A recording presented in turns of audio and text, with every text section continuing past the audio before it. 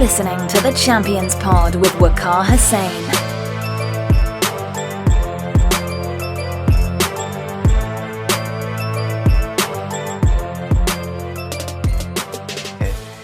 Yes guys, welcome back to the Champions Pod. We're back for episode 2 and boy have we got a lot to talk about. My name's Waqar Hussain, but you already know that. And joining me from a couple of hundred miles away is my co-host. You can't see him today, but you can sure as hell hear him. It's Nisar Khan. How are you doing, man? Good to be back. I hope everyone's doing well along this unprecedented crisis, and hopefully we can bring some entertainment to your lives for the next half an hour or so. I hope so too. So first of all, how have you been doing and how are you dealing with life without sport and without, basic necessities of going outside and interacting with other human beings? Well, it's a very strange time in all of our lives, I'm sure. I mean, waking up and just realising that you've got nothing to do in the whole day. It's a blessing in disguise, but it also takes a lot of getting used to, as does the fact that there is not a single live sport event on now. And it's going to be like that for a while, so it is a bit difficult like that. But of course, there is lots of other sports you can watch on demand, and old events. Like I've been binge watching UFC Fight Pass and stuff like that. So it's not the end of the world. It will all come back in due course. Yeah, I mean, from my perspective, I've kind of seen it as an opportunity to sort of get my affairs in order, be productive, such as doing this podcast and getting content out for my channel. So I think our lives tend to be quite busy in normal life, and this is sort of a chance to reset. It's kind of strange the way it's happening, but I think we need to look at the positive side of it as well. And you touched on it there. Of course, there's no live sport. I think the last sports I watched was probably the PSL, because that was stopped quite late compared to football and the NBA, of course. But yeah, as you say, there's a lot to watch on demand, and of course Disney Plus. I think everyone's using up their free trials for that now as well. Great timing. Yeah, and a Netflix party as well, so a bit of competition going on there in the streaming stakes. But yeah, so let's just quickly start off with some of the bigger events that have been called off in recent weeks. The big fight that everyone's been looking forward to, Khabib versus Tony Ferguson, it looks like it's going to get called off. Dana White has been trying desperately to find a new location for this. But do you think it would be better off with a full crowd, a full house, with the atmosphere and the intensity? Or do you think it would, it just needs to happen now because we've seen it fall through so many times? Right, for most other fights, I would say, postpone it. There's bigger things at stake here. But when you look at, all the scenarios that have led to this fight being made and cancelled so many times, it has to be done. If they're both healthy, then they need to fight no matter what. If there's no crowd, so be it. It will make it somewhat special. I think, the whole world will definitely be watching this fight if it is the only sports event on at the time, which it probably will be. So, let's do it. I'm saying if everyone can get there healthily, then it's got to happen. I mean, the UFC card in Brazil, which was behind closed doors, it was quite fun. I mean, it was different, but I don't mind seeing Khabib Ferguson in those circumstances because I just want to see them fight now. Yeah, and I'm pretty sure Khabib will want to talk again in the cage, and this time we'll all be able to hear it loud and clear. Definitely. Yeah, and so am I right in saying that the latest is it might be moved to the United Arab Emirates? Yeah, that's a front runner, apparently. Apparently Dana's got the location 99.9% confirmed, but, take everything Dana White says with a pinch of salt. Of course. And after that, we would have had, in football, the European Championships. Do you think UEFA were right to postpone this far in advance? And how do you see it affecting the football calendar, shall we say, over the next 12 months? Yeah, definitely. I think postponing the Euros has really just opened up some space in the schedule that we could finish off the league and the Championship, the Champions League, and so on and so forth. I think it was important for UEFA to do that, firstly, because you do have an international congregation of fans. Of course, it's a big risk. You've got a lot of travelling issues, hotels and all that stuff as well. And so what, postpone it a year, it'll just make for an even more fun 2021 when this blows over. Yeah, and I don't know if that's going to lead to the Confederations Cup being called off next year or not. I've always seen it as a sort of tin pot international trophy myself.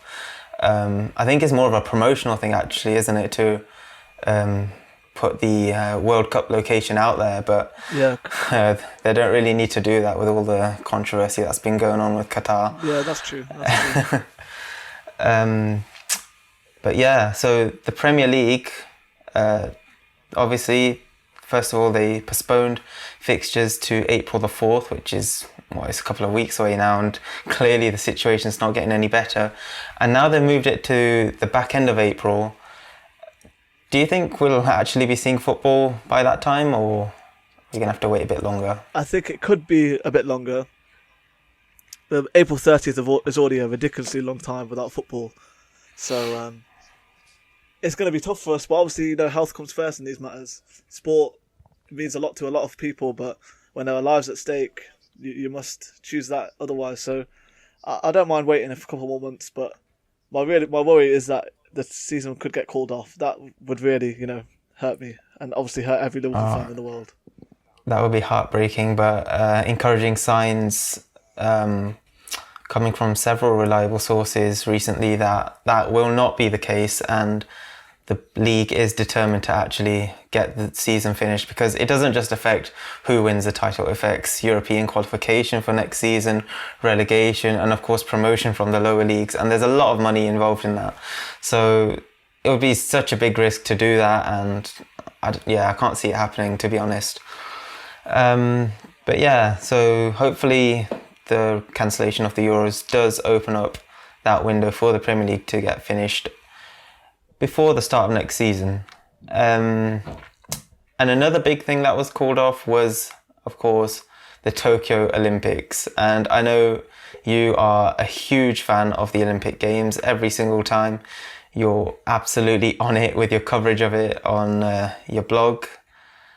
Are you kind of disappointed that it's not happening, or are you relieved that they've acted fast and there won't be any uncertainty closer to the time? Again, I think it's good that they were able to act fast and look at it from the athlete's perspective, because when you're training for the Olympics, you need months of a training camp. You're going to be traveling to places. You need to be at the top of your game. You can't be doing any half measures. Wondering if you'll actually even be competing at the event on the night or on the 2 weeks. So yeah, they did the right thing.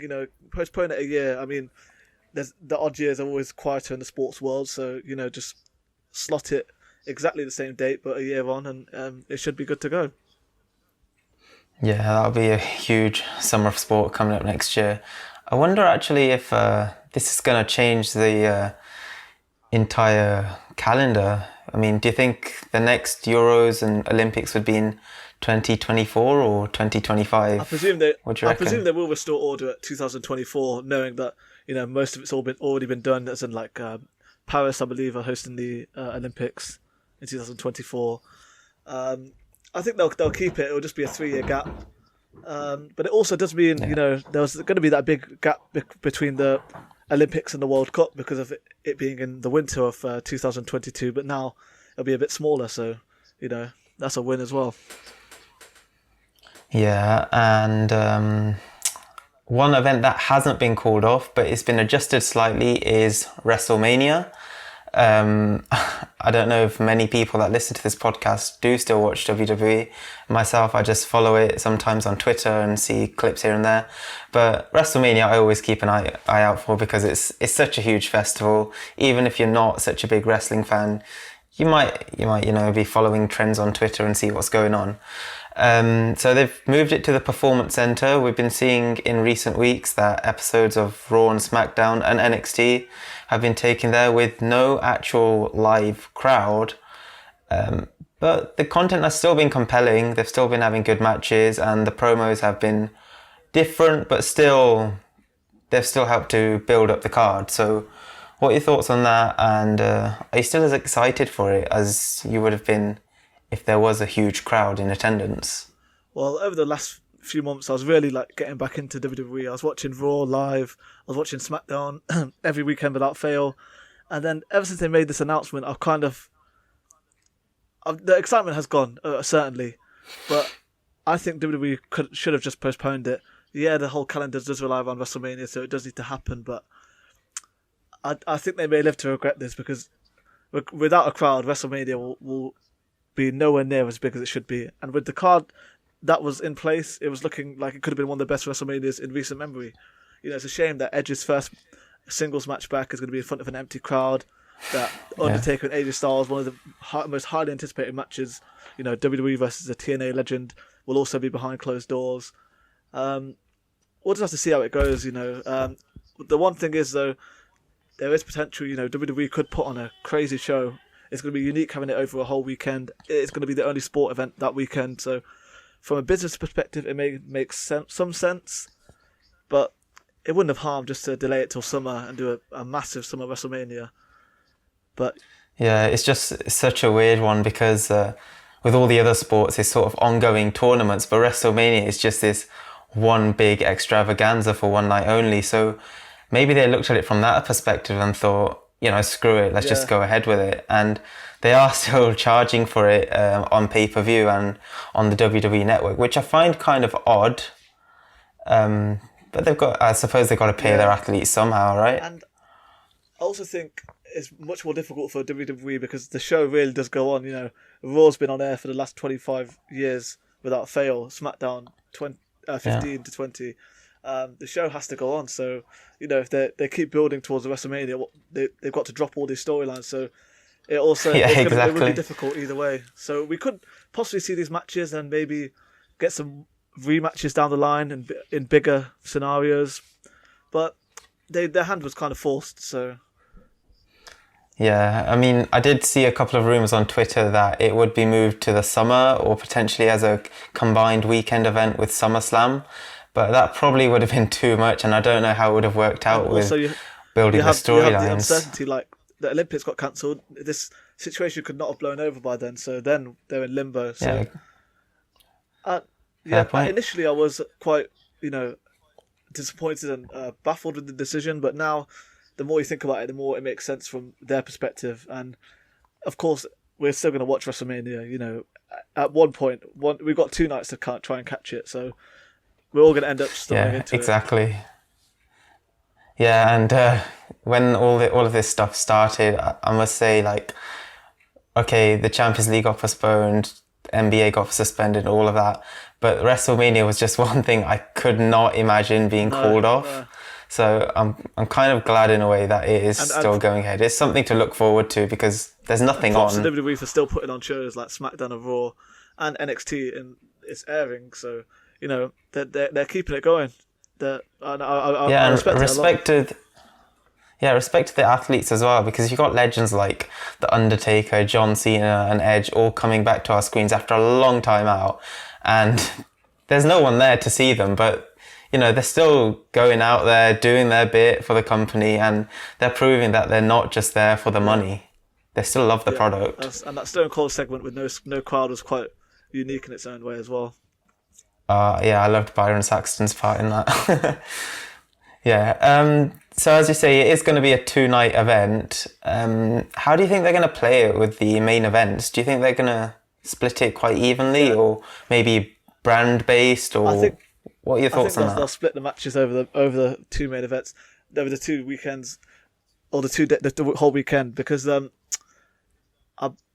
did hear talks that they were actually going to film it ahead of time, which they could really produce it well in that case. If they started filming it early and then they aired it over the whole weekend. But I presume they'll do one big title match on one night, one big title match on the other night. Maybe Edge versus Orton on the Saturday, Undertaker AJ on the Sunday. I think it'll be like a festival almost, the feel to it, I think. Yeah, and as you say, they could record it. I don't know if you saw that.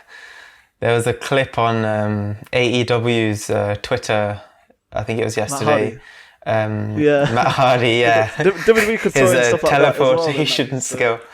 That'd be unique. Yeah, Undertaker would be that was hilarious. Licking his chops at that opportunity. Actually, so let's just get some quick predictions from you. I'm not going to go through the entire card, but I will just go through the main matches that we have on offer. First of all, we've got the WWE Championship singles match. We've got Brock Lesnar up against Drew McIntyre, the winner of the Royal Rumble match. How do you see this one going? Drew will win, and I think that will close the show, the Sunday night. Okay. Yeah, I mean, the Royal Rumble match, like over the past few years, has been kind of difficult to predict because they were getting all these big names back to the company. And I mean, was it 2018 or 17 when they had Goldberg, Undertaker? Oh, that was ridiculous. But yeah, leading up to the Royal Rumble, I did kind of feel, even though I hadn't been following the product, I did kind of have a feeling that this was Drew's year because they have been building him up quite significantly. The crowd are really on him as well. So it's a shame it's going to be in front of an empty audience. Because that pop would have been quite Yeah, good. I mean, yeah, he's done a remarkable job in his comeback to the company, and this is surely the next step in his progression, right? Most likely. You never know, though. They could throw a spanner in the works and give Brock the belt back. They've done more surprising things. I mean, yeah, well, WWE and Brock Lesnar, this, you know, you never know what to expect. They just do treat him differently, don't they? But I suppose that is sort of the spectacle and the mystery around his matches. How quickly is it going to end? How is it going to end? Is he going to leave the company? There's always rumours. So yeah, that'll be interesting to see. Moving on, we've got the Universal Championship. Everyone's favourite, Goldberg, came back to the company once again, despite retiring. And he's now the champion, and he's going to be facing everyone's second favourite, Roman Reigns. So, just my quick thoughts on this match. I would have no problem with it if it wasn't for the Universal title. It's a great marquee matchup. There's really no need to put the belt on Goldberg and take it away from the Fiend and do this match. You know, Roman's of course going to win. It will be a spectacle, but it could have done without the belt. The belt could have been used in an even better form. For example, Bray versus John. Absolutely. I mean, as you touched on it there, the Fiend is going to be coming up against John Cena, and it would have been amazing to see him defending the belt against Cena, who is chasing that record-breaking 17th world title, rather than have, which is already a star-studded match in Goldberg versus Roman Reigns, to Goliaths of the sport coming head-to-head. It doesn't need a title to enhance its value, whereas, you know, the storyline, obviously Bray Wyatt fought John Cena 6 years ago at WrestleMania, and now he was the top dog in the company, let's say, one of the most intriguing characters the company's had in years, and to have him come up against an aging John Cena who hasn't been around as much as we would have liked, and we know he always comes back and says, "This is my home, I'll never leave the WWE, blah, blah, blah." But we haven't actually seen him in consistent in-ring performance for quite a while, so that would have been quite intriguing, particularly for the title match. I do hope this rivalry goes on after WrestleMania. I want to see him have like an Extreme Rules match and things like that, because it could be a good long-term rivalry, The Fiend and John Cena. Yeah, I hope so too, but you never know with these Hollywood actors nowadays. John Cena they seem to be very busy. The man he used to hate, you know. He did have a problem with The Rock for it. Yeah. You know. Yeah, I mean, I was watching the promos from that 7-8 years ago now. It was exactly, and it's just interesting to see how John Cena has. Do you feel he has another championship run in him? Because I would love to see him, carry the belt one last time. Be that top dog. Yeah, of course. Like, as a fan, as a long-term fan of John Cena, I'd love for him to break Ric Flair's record, who admittedly I didn't get to see much of because, when I was growing up, he was near the end of his career. But I did actually see a couple of rumours online in recent weeks that Cena respects Ric Flair too much to break the record. So, it might not be happening at all. But yeah, definitely I would love to see that, but we'll have to see. What is your prediction for this match, by the way? The Fiend wins, and then Cena does I think Cena will leave the ring and we won't see him for a while again. something like when The Undertaker lost to Roman Reigns. Yeah, can we just talk how Yeah. like fair enough doing that. Why is he back now after that? You know, I have a lot of love for The Undertaker. He'd probably do greatest to whoever do it, but don't leave your hat in the ring like that and then come back. Like It's just in like the Saudi. If it wasn't for Saudi, I don't know. if It just wasn't won't for Saudi, go I don't away. think he'd be back right now. You know, it's just that Saudi cash, but I can't blame him. He's getting money. He's retiring soon, so why not? Yeah, who was? Oh, it was the gauntlet match in Saudi, wasn't it? When AJ was Rey Mysterio got beaten up by the club, and then we see the Phenom is back. And I was watching it with my flatmates, and they're obviously long-term fans of The Undertaker, and they don't really like AJ Styles, so they were over the moon with that. And I was just, it is obviously for a while it's been repetitive. I was just there scratching my head, like, this why? is a good match to make, though. You know, as in Undertaker and AJ Styles. You know, a WWE legend against a TNA legend. This is a big match. I suppose. You know, and I like how AJ's making it personal as well. I love that. Yeah, I think that's the first time anyone's mentioned Michelle McCool on WWE screens Could even for come out over a as decade. what was it? The American Badass. We've been seeing some changes in his attire as well on Raw, haven't we? With he's been wearing a beanie and all sorts of stuff The Undertaker's up to nowadays. It seemed like he was not putting in effort because there was no crowd. That's how I kind of felt of it, unless it's part of his gimmick. Yeah, so actually let's move on to this match then. How do you see it going? Do you think it'll be a long match? Will it be a squash match like The Undertaker and Cena a couple of years? What do you reckon? How many losses has Because so Undertaker far at we've just WrestleMania? seen... 2? Roman and Brock. He's lost to Roman and Brock, yeah. And I can't see AJ having... Like, they book Roman and Brock so strongly. AJ, not so much, which is kind of...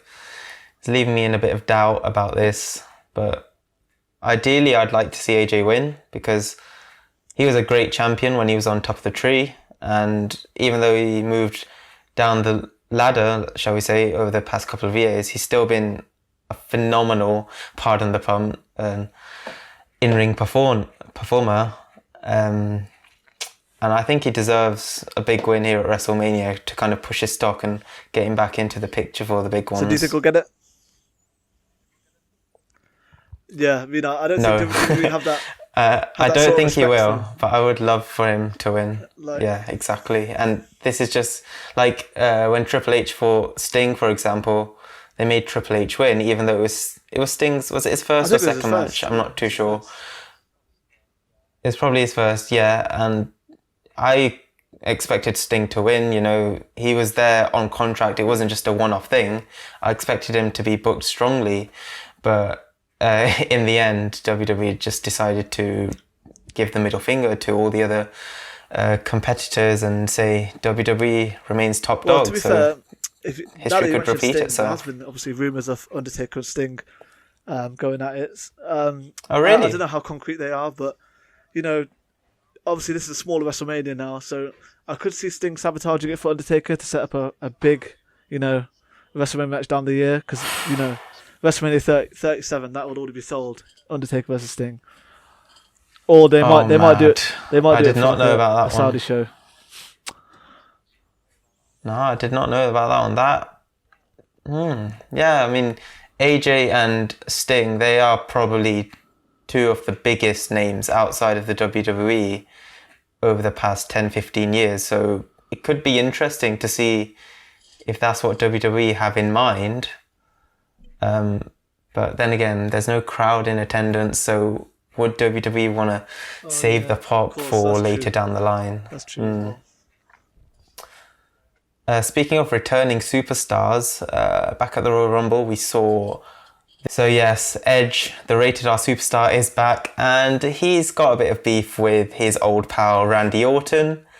So it started when Randy actually tried to sneak up on him in the Royal Rumble match. Edge, of course, he's good at this as well. He's good at being an absolute... and he saw that coming, so yeah, he one-upped him, and then I think was it the night after or a week later? I'm not too sure. Yeah.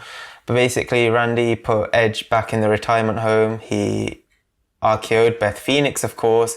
He put Matt Hardy out of a job temporarily. And now Edge is back again for vengeance, and he is not a happy man.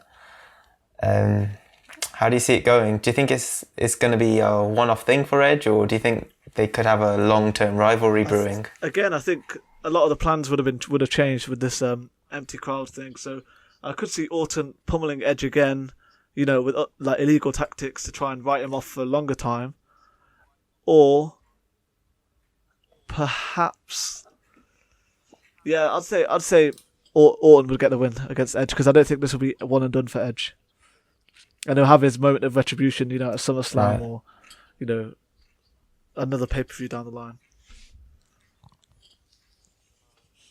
Right, well, thank you for your thoughts on WrestleMania. Guys, we'll be right back after the break with some talk on the Premier League Hall of Fame.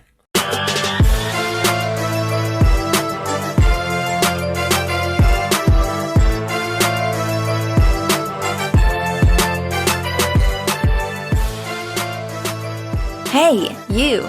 Yes, you, listener. If you're out there and can hear my voice, we'd love it if you could reach out to us on the socials and say hi. It's encouraging to know when people are listening and enjoying the show. We're at The Champions Pod on Facebook, Instagram, and Twitter. And as an up-and-coming new show, we're always looking to reach new listeners, so drop us a follow and enjoy the ride. Right, back to the studio, guys. So we kind of touched on it earlier, but let's just have a hypothetical scenario, Nisar. If the Premier League doesn't return to action by, let's say, August, when the next season's supposed to start, how do you see things playing out? What do you reckon is going to happen in terms of cutting this season short, potentially, or I've seen things suggested such as not having next season played at all. Yeah, what do you reckon? Because it's a bit of a weird one. I feel if it's not restarted by August, I think they'll just start fresh. I really think they will. I mean, it makes sense. I hope they don't hear this, because they could take the title away from Liverpool, but from their perspective, it does make sense to wipe it all clean rather than having about how many games were left in the season? 9. Yeah, nine games, and then there's got to be another break before the next season, and obviously the Euros as well. They've got to fit it in before Euro 2021. So they'll either have to do a 9 game season, or a whole season. So you can't see them. So you think basically they're going to wipe this season off and prioritise next season, as opposed to finishing this season off no matter how long it takes. And yeah, I feel that'll be the case. What about, relegation, promotion? Do you reckon it'll be the same teams in the same league, sort of just restarting this season again, or what? How would it work? I think it'll have to be, I suppose. They'll start afresh. I mean, a lot of teams will get lucky. A lot of teams especially will be extremely unlucky. And, I could see a lot of legal battles arising from this situation as well. Yeah, that's true. That is true. That is very true. But I mean, there's got to be a deadline for them in terms of to get everything done, if you know what I mean. Like, you can't, for example, supposing this goes on until December, like, surely they would have wrote the season off by then. Yeah, I suppose you do have a point there.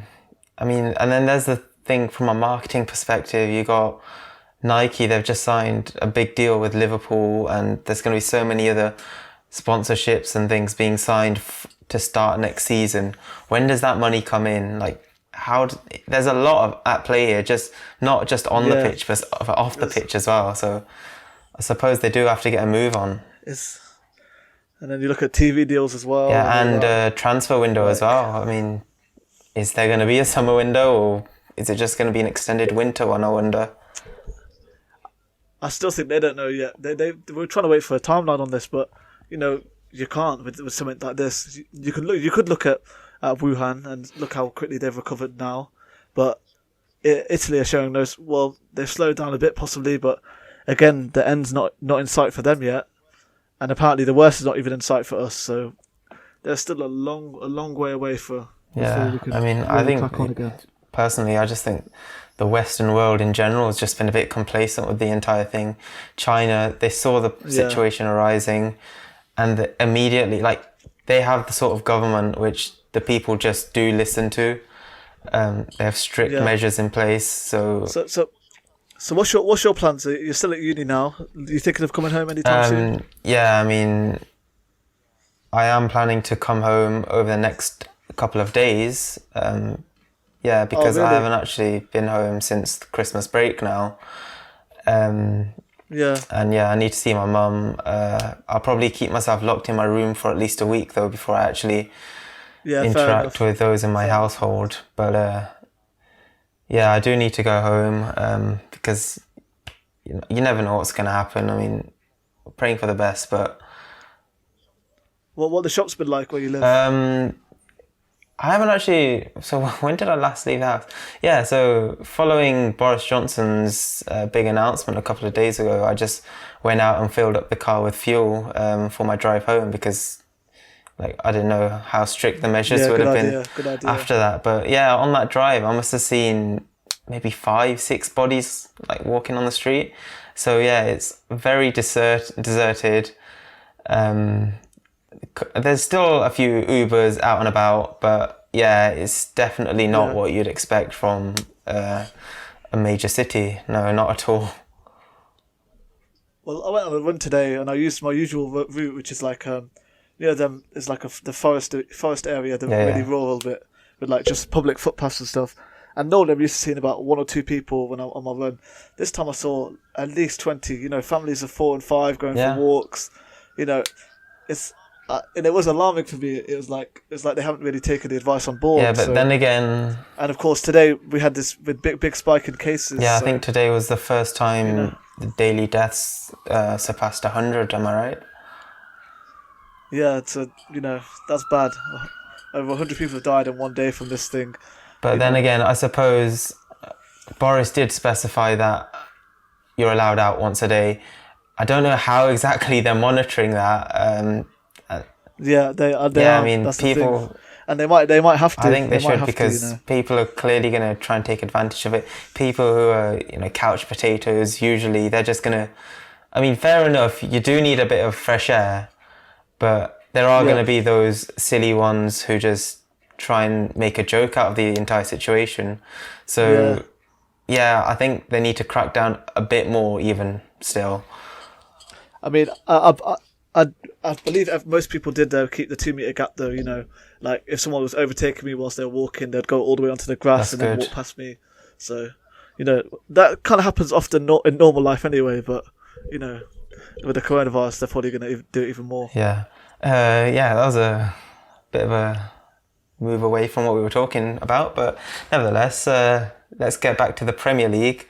And I was planning on discussing this a few weeks ago before everything kind of stopped, but the Premier League did announce that they're going to be starting their very own Hall of Fame, and they were set to announce the first 2 names in that special class a couple of weeks ago, but obviously they postponed the ceremony.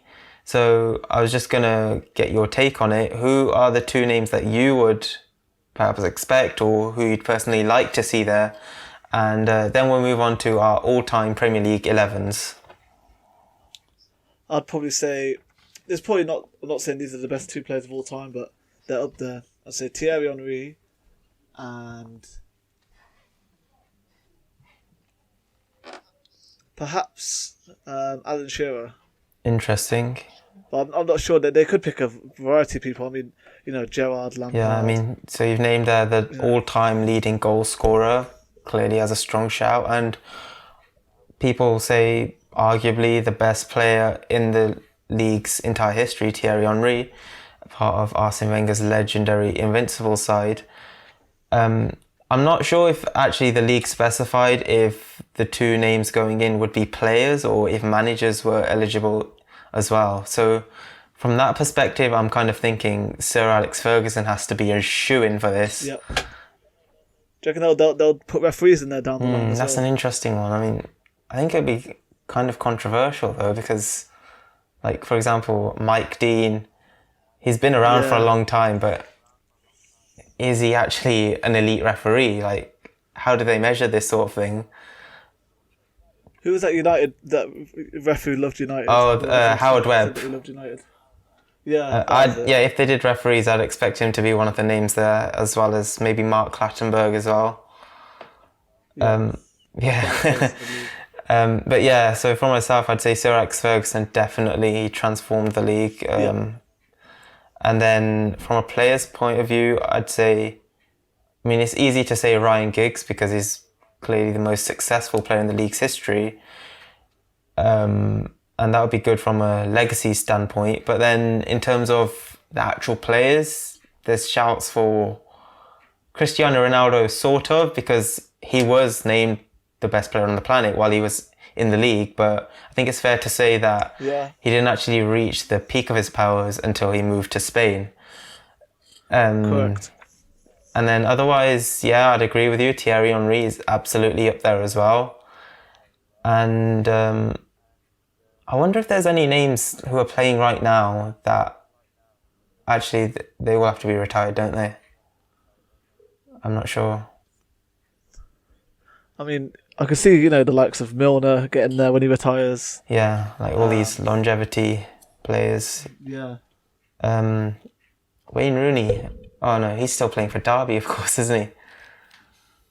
Forgot he even existed. He'll definitely he'd definitely be in there. Alan Shearer, of course, he'd be a shout.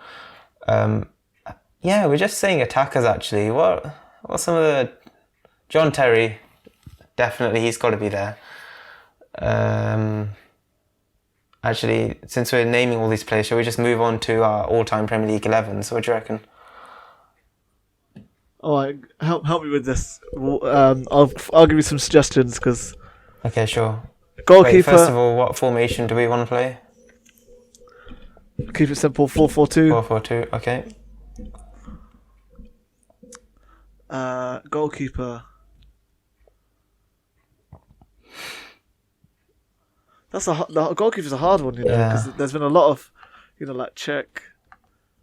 It is hard. I had two names on my mind, and I kind of went for the one I'd seen more of, and the one I know that he has. We all knew that Schmeichel was great, but I never really saw him. Exactly. I did a quick search earlier, just to see what pundits and stuff had been saying over the past few years, and I think in 90% of cases Schmeichel was in goal, so he must have been pretty good at his job. But for myself, it's got to be Petr Cech. The man holds 202 clean sheets, which is far and away the highest number in the league, and I can't see it being broken. I think the highest number from active goalkeepers is probably, I think it's Joe Hart with 120 something. So he's got a long way to go. And astoundingly, Petr Cech, 45% of games he played in, he kept a clean sheet. How ridiculous is that? Yeah, that is mental. And I'm just thinking of the Mourinho Chelsea sides back in the day. I think they have the record for 15 goals conceded in the 04-05 season, and that might have been Cech's first season in the league. So clearly the man's had a huge impact on the league, and he'd definitely be my top shout to go in this 11. I'll say if we quickly jump to up front, I think Shearer and Henry is as good as it will get, I think. I mean, I see what you're saying, and and longevity as well. You have these incredible strikers who have played in the league, but they've came and went. I know what you're saying. Shearer and Henry. And no surprise to see you say them because they were, of course, your picks for the Hall of Fame. But I am going to contest one there. I do have a third name to throw in the mix. It's not going to be Cristiano Ronaldo because he doesn't have the longevity, as you said. But actually, can you guess? Who am I going to say? Drogba? Nope. Torres? No. So this man... Wait, hang on. 4 Premier League titles. Cantona? He's his club's all-time leading goal scorer.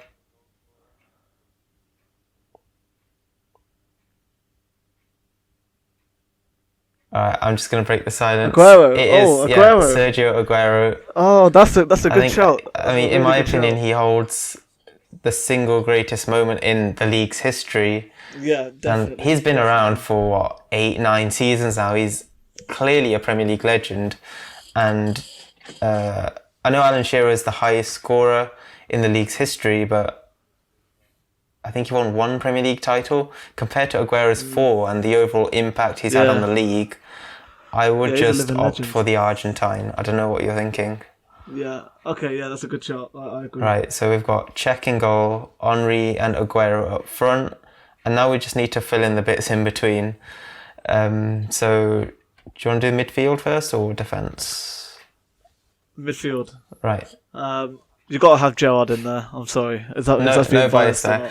No, yeah, I had him down. Yeah, definitely Steven Gerrard, even though he didn't win the Premier League. But Paul Scholes, 100% as well.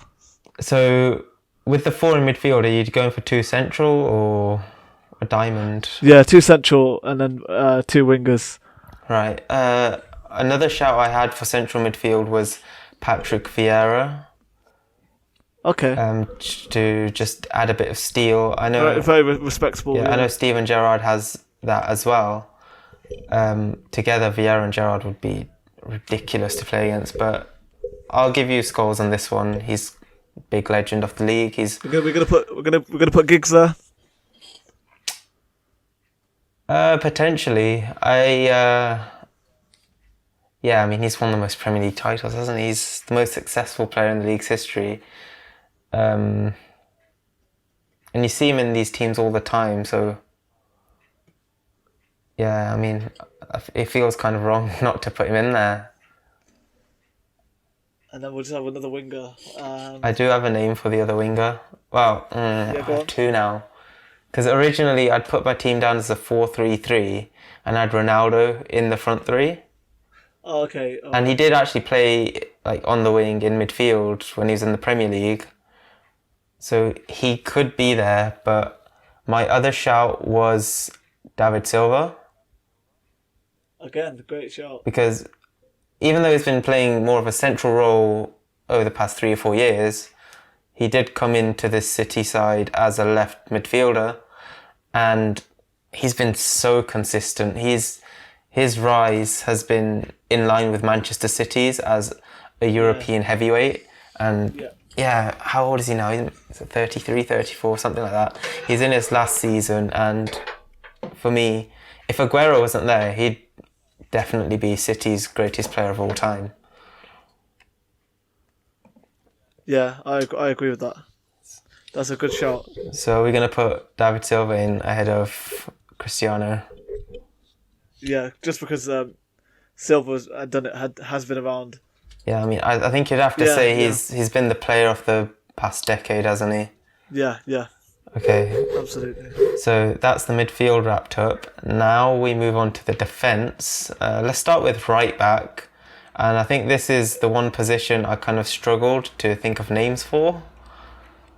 But I did think of Gary Neville as the standout. Yeah, I'll say candidate. Gary Neville.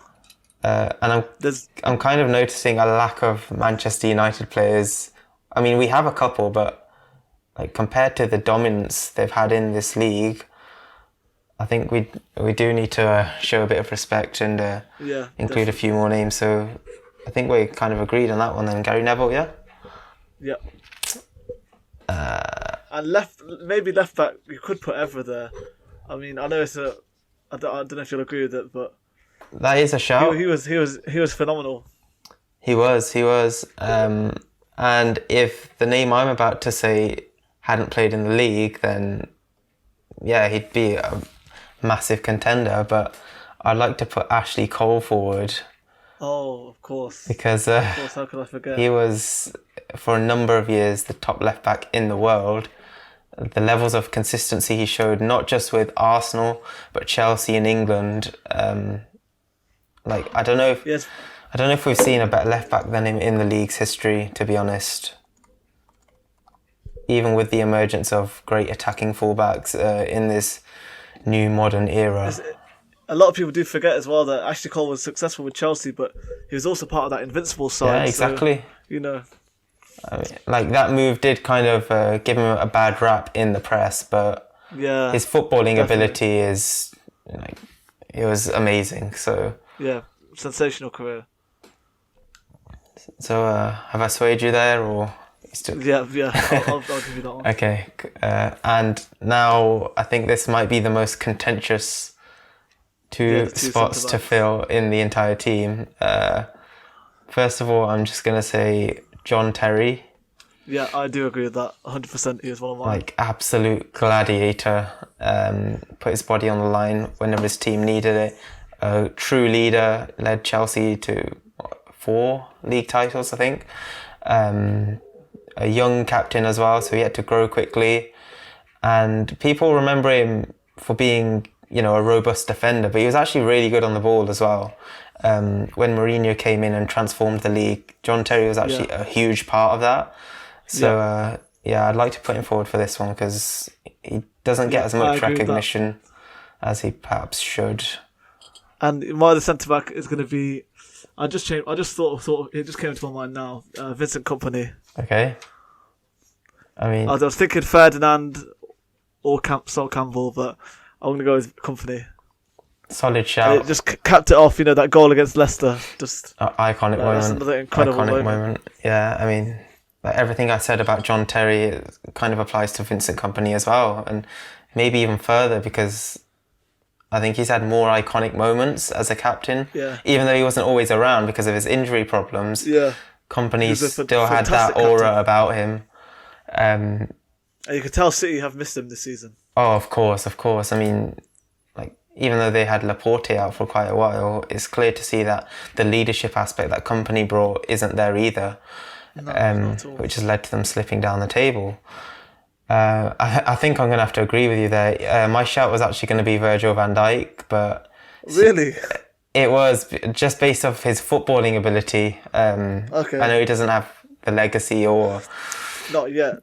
Or the years behind him that the other names do, but I think in a few years' time, it could be a different story. Yeah. So just to recap the team there for you guys, we've got Petr Cech in goal, Gary Neville at right back, John Terry and Vincent Kompany in centre back, Ashley Cole at left back. You've got Steven Gerrard and Paul Scholes. Oh, was it Paul Scholes? Paul Scholes and Steven Gerrard in the heart of midfield.